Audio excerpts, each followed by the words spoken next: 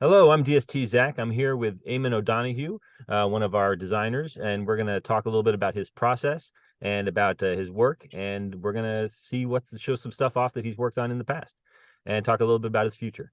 So, Eamon, thank you for doing this with us. Oh, thanks for asking me on, Zach. It's great to be here. It's great to be here. Great to be here.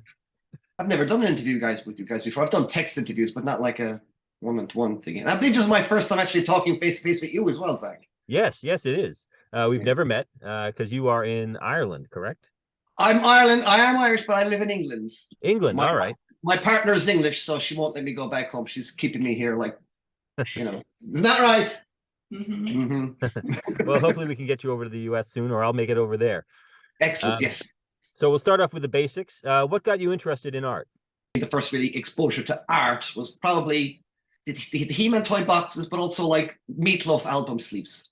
You know, the Bad Out of Hell album sleeve. I saw the Bad Out of Hell album sleeve when that year it came out, whatever it was, 1981. I was like five or six or seven. Yeah, six. And it just blew my mind. I saw this Meatloaf Bad Out of Hell, and then I saw the Dead Ringer for Love. And it was like just beautiful girls and this big dude. And he's, I just love that. And then along came He-Man, and lots of boxes of those had beautiful paintings and beautiful full-on illustrations and full oil paintings, as well as the mini comics. And that then kind of led to a kind of a love of all things Conan. And you end up going to the bookstore and just staring at the book covers, these Conan book covers. And I just started drawing an awful lot more. And the real French came when a local bookstore started getting art books from Paper Tiger in stock. They used to publish, Paper Tiger used to publish these amazing art books of Boris Vallejo, Chris Achilleos, Roger Whelan, all those guys, Rodney Matthews, all those great, heavy metal 70s, 80s rock cover album artists and all those kinds of guys. And posters as well. Do you remember when posters were like the biggest deal? Yes. You could walk into any store, any kind of card store, any generic store, and there'd be like wall to wall racks of posters, and you get big, long, tall posters. It was Boris Vallejo and Louis Royu and all that stuff. So I just kind of just soaked myself into this kind of art world, and it just kind of started from there. Really, I just started drawing, and away I went. Did you receive any formal training in art? Not really. I went to graphic design. It was kind of a mix-up. I actually was supposed to do fine art, and I ended up doing graphic design in art college, and that didn't. It taught me a lot about graphic design and designing and being clean and precise and all this stuff. But actual formal art training, and someone sitting me down, here's anatomy, here's how you measure stuff, all that crack. Never had any of that. Never had any of that stuff. It's all self-thought, and you can tell sometimes. No, So but I couldn't tell at all. I I couldn't wish tell I at all. had. I wish I had more classical training. So how did you get into the industry of commercial toy design and illustration? It was kind of like a slow process, really. It was kind of like I started doing a lot of DVD covers, and it was a lot of these DVD covers were based on toy brands. So we're talking, the Dino Riders, Iron Man, Masters of the Universe, Ulysses, uh, and any 80s toy line that had a cartoon to advertise that toy line, I pretty much did all the covers for. And that kind of slightly led me in a back door. I started doing a little bit of design work for Hasbro and stuff like that. But the big kind of crunch came when I started doing my own podcast, the Hot Toy Cast. I'd been doing this podcast with Michael Crawford and Jeff Parker for like the last 10 years. And we just celebrated our anniversary this month. And I did this podcast like 10 years ago. And I started getting guests on from the industry. And it just kind of like, Mezco, Mez from Mezco came on and he asked me to do some design work. And I did it. And it just kind of really just snowballed from there. I sent out my work to you guys. You guys liked it, thankfully. And it was just, it just snowballed. Remember I came to you guys and literally straight away you dropped Avengers on me.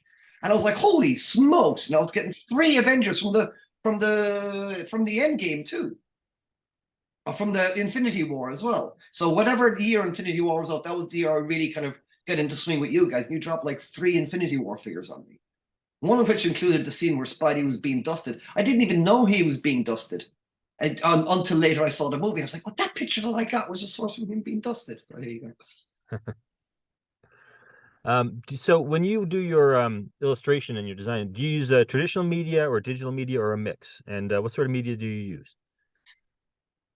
Well, I used to do pen and paper, was always pen and ink before, but lately I draw on a Cintiq drawing tablet now. So I pretty much draw everything digitally now. It's just all drawn digitally. But I tend to use Clip Studio Paint, or it used to be called Manga Studio. I do a lot of that for the line work because it's really good because it's got like a nice stabilization feature on there and stuff like that.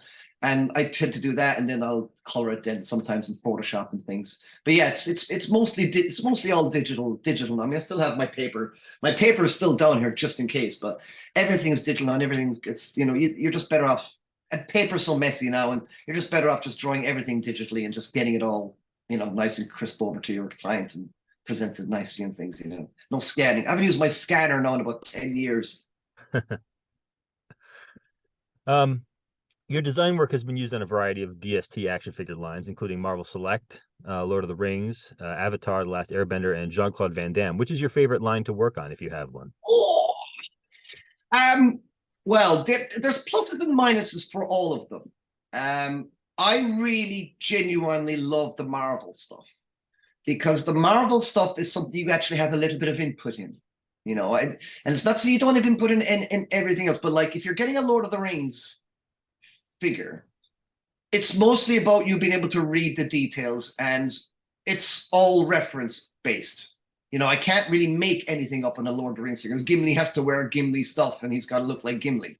And you have to really dig and find every screen and every green grab you can get because the crisper the image of a Lord of the Rings character, because it was done quite a time before the internet was really using high res imagery. So any kind of reference, and if you find any crisp image at all, it's like, oh my god, there's a load of stuff in there.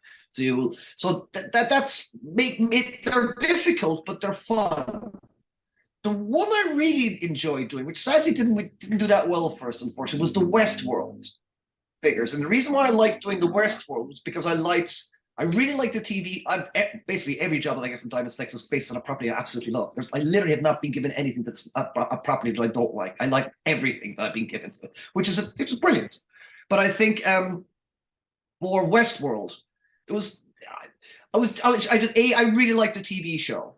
And well, at least the first few seasons where it was actually really interesting. So I think they kind of slightly dropped the ball in later seasons.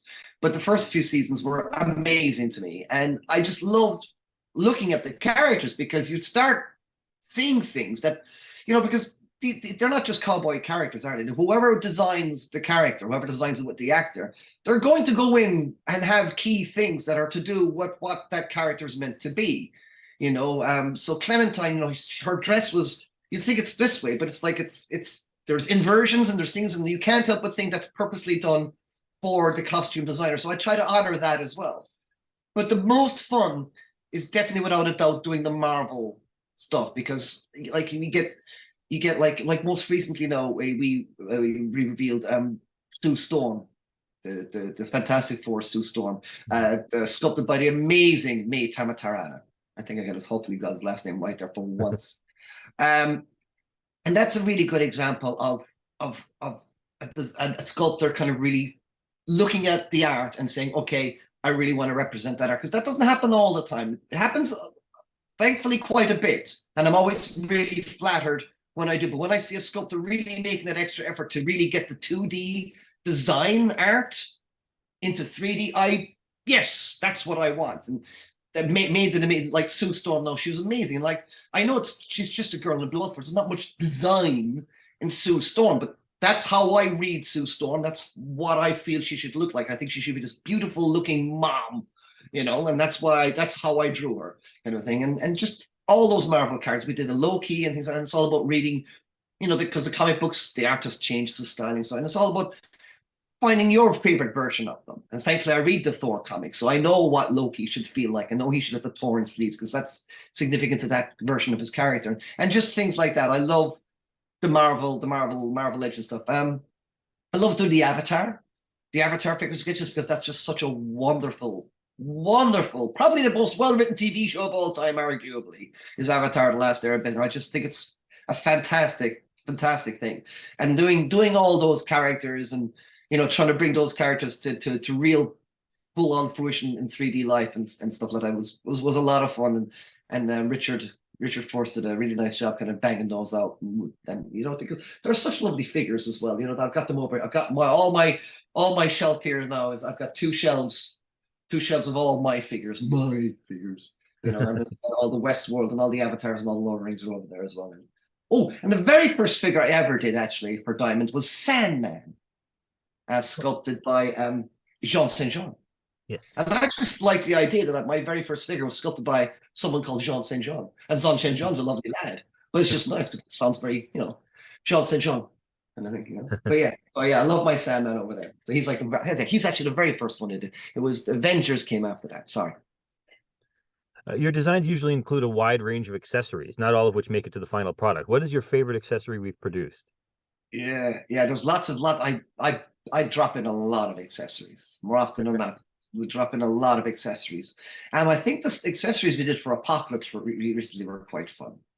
You know, I can't actually see in the box because any pack shot I've seen, was the drill in there? I don't even know if the drill was in there. Yes, it is. The drill bit is in there. Okay, so he's got his pinchers, he's got his mace spike, he's got the drill bit. That's cool. Because those are a bit mental to draw. I actually went and researched actual like mechanical drills and stuff like that to try and get a certain look. Because you want to look at least some way plausible, kind of a thing. And I think that I think my favorite accessory definitely was the some of the stuff we gave Apocalypse.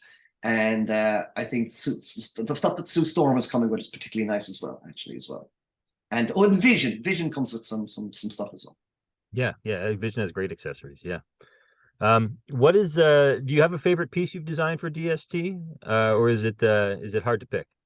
It's really hard to pick. I mean, I love Lord of the Rings, and I'm very proud to be working on Lord of the Rings figures. It's, you know, because this is a really good line, and I hope we go in well deep. And I'm trying to, you know, get some ogres in there and see if we can get some big, you know, rotocast or trolls or something like that in there, so we can see try and get bigger figures in there. Because I know the I love like the Sauron is amazing. The Diamond Select Sauron. I mean, that's gotta be the best Sauron out there. And that's not me. It's down to the sculpt. It's down to the voice over a Gentle Giant and all that. And I love that. I guess my favorite figure on my shelf is Loki. He's the favorite figure on my shelf. Because again, that's just something that was a bit more involved. But I think some of the ones I'm really excited for are actually coming, and I think Sue Storm is one. There's a couple of others. There's the ones I just finished off recently that I'm quite excited for, because again, they're my interpretations of the characters, and you just cross your fingers that the sculptor feels the same and he sculpts what you draw. That's just always the thing. I love it when sculptors sculpt what you draw, man. It's flattering. Sometimes they don't. And the Spider-Man PS4 figure, I thought he came out quite well. That was a nice figure as well. I was very happy with his colors on there in particular as well, because I thought a lot of our companies got the colors wrong. I believe we got the colors right because it was a lighter blue on his suit. Let's see what else we got. Golem on his rock. Ozai, oh, yeah. Lord Ozai from the Avatar. That's a good picture, because he had those lovely fireballs, and the fireballs that comes from his feet and things like that. But yeah, I think something like Apocalypse, or probably maybe I think Sue Storm might be the nicest one I've done for Diamond, just because I think she's really just a bit special. I know for such a basic character, I think we made something very special. And I think if you look at a lot of commentary out there, people love it. They're very, very happy. So I think, you know, the Diamond Select Fantastic Four is where it's going to be at for a lot of folks, I think. Yeah, no, we got some really great responses to Sue Storm. Yes. So I'm really happy with that one. Besides figure design, we talked a little bit about your illustration, packaging illustration. Which do you prefer? Do you prefer the design side, or do you prefer the illustration side? Honestly, I love them both. I love the fact that last week I designed two really nice figures for Diamond, and I like the fact that this week now I'm back painting He-Man. You know, I genuinely, it's so sad. It's job satisfaction of the highest order. You know, very few of us get up in the morning looking forward to what we're doing in the day. I do. I'm like, I can't wait to get stuck into this figure. I like the design aspect because I said I actually graduated as a graphic designer, and that went into illustration. There was some illustration in my course, but as I said, no one ever taught me anatomy, and you can tell sometimes. And I love the design aspect of a figure. Again, especially when it's a figure that it's about you, at interpreting and giving your own interpretation and vision of. Again, like a Lord of the Rings figures, I try to make them as realistic and as accurate as possible. But you're kind of getting into almost job territory there, where it's like there's not necessarily creativity, there's just precision. And I like exercising my precision. I like that. I was one of those. Did like my stippling. I did like keeping my stuff in the lines and things like that. But I love painting as well. There's nothing more satisfying than building forms, paint, and things like that. I genuinely love it both, and the fact that I'm doing both illustration design in the toy industry, it's dope. It's sweet. I'm painting my favorite characters and designing my favorite characters. I mean, I'm not messing about. Every single job that Diamond has come to me. Are you a big fan of JCVD? Yeah, love JCVD. You a big fan of Night Before Christmas? Yes, love Night Before Christmas. You a big fan of this? Everything. Westworld. What else we got over there? Avatar. Everything. It's just so fortunate. All those Saturday mornings spent, watching television when my old man get up me to cut the lawn. Well spent. Well spent, I'll tell you. I'm telling you, this never had a nerd paid off so much. It's like, you a fan of this? Are you aware of this? And it's like, with all my geekiness, I was like, yes, I know a lot about this character. Yes. So it's geek heaven for someone like me. If you're a creative and you're a geek, it doesn't get better than this, really. That's great. Thank you. Do you have any works in progress that you can tease us about? You mentioned a couple of things that you were working on that were what line were those for? I can't say what the line was, but it's something that's quite undead. And I'm really, really, really excited to kind of get those moving around, and because they're my own interpretation of the characters. And I hope, fingers crossed, the sculptor looks at the designs and feels that, yeah, I'm going to sculpt that, because I think they're going to be very nice figures, and I think hopefully people will like them, and hopefully they'll be, they're going to sell well, because I think we nailed them. I think we nailed these two particular characters. I think they're not based on any one particular thing. They're just like, hey, these are these two characters, and it's how I saw them. So I'm looking forward to those reveals. And there's also another